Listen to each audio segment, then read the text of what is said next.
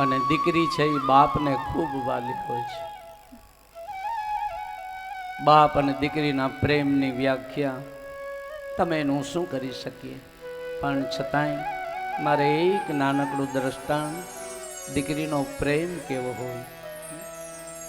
અને એ દીકરી જ્યારે બાપ એ દીકરીને સાસરે વળાવતો હોય, ભલભલાના કાળજા ભાંગી જાય. બાપ આવો પ્રશ્ન,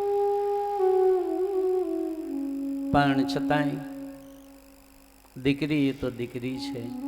અને દીકરી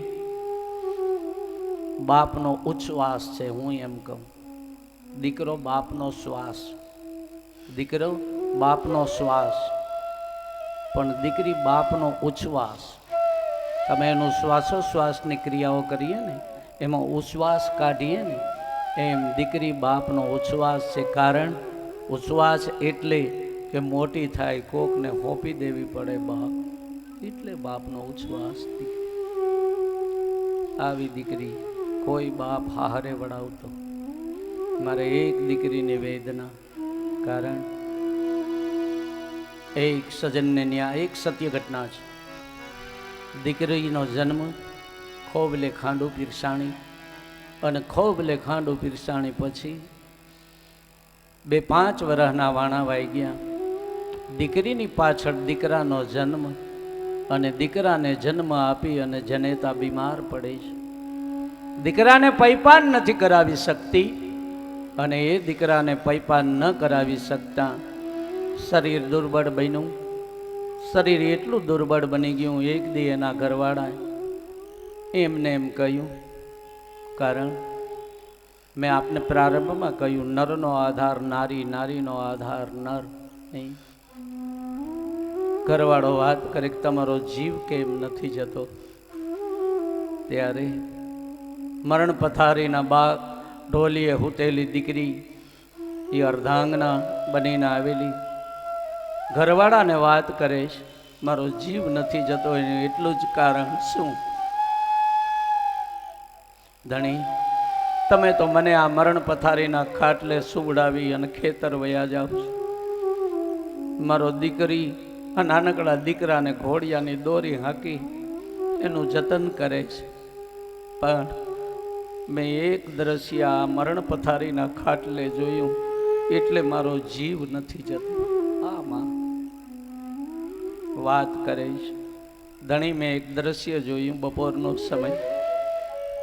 મને વેદનામાં નીંદર નહોતી આવતી. આપણા ઘરને ટોડલે એક ચકો અને ચકી બે માળો બાંધીને રહીએ. ચકીએ 4 ઈંડાનું સેવન કર્યું, અને 4 ઈંડાના સેવન કર્યા પછી ચકો અને ચકી ચણ લઈ આવી એના બચલાનું જતન કરે, અને બચલાનું જતન કરતા કરતા એક દી ચકી મૃત્યુ પામી. દીકરાઓની જવાબદારી ચકલાને શિરે આવી, દરરોજ ચણ લઈ આવે. આ એનો ક્રમ બચલાને મોટા કરે. એક દી ચકો ચણ લેવા ગયો, હારે બીજી ચકીને લઈ આવ્યો. ચકાએ બીજું ઘર કર્યું, હારે બીજી ચકીને લઈ આવ્યો, અને બીજી ચકીને લઈ આવી, અને 2 જણા માળામાં ગયા.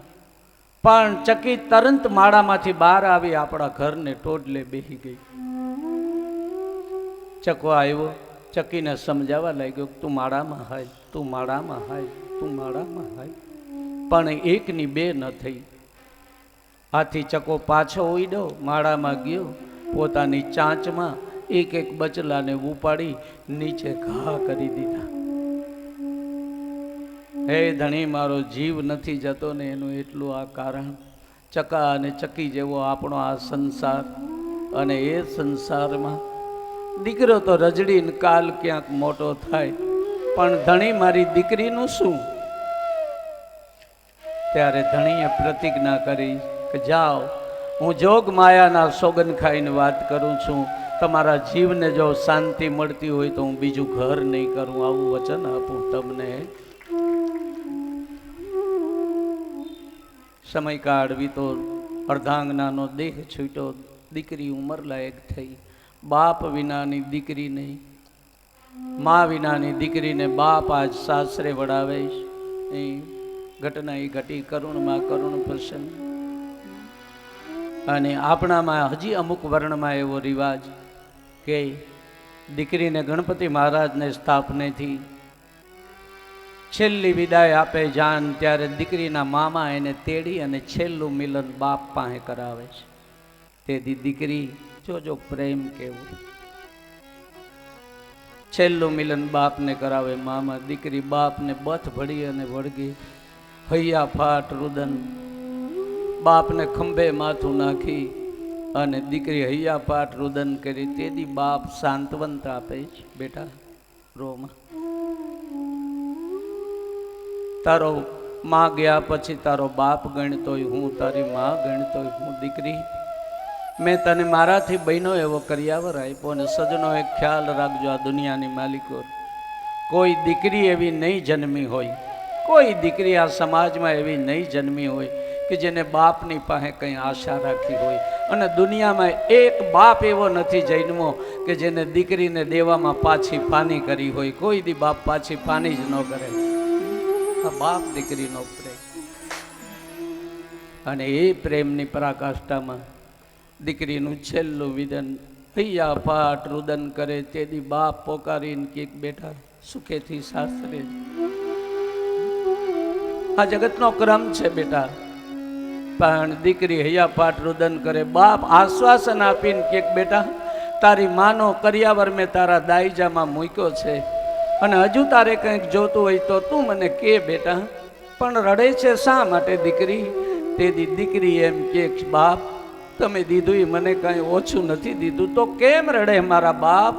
કે બાપ આજ રોવું એ વાતનો આવે કે મારી માના ગયા પછી અમે બે ભાઈ બેન, પણ હું મોટી હતી, પણ મને જેવા આવડતા એવા રોટલા ઢેબરા ઘડી મારા બાપને ખવડાવતી. આજે આ ઘર છોડીને હું જાઉં છું.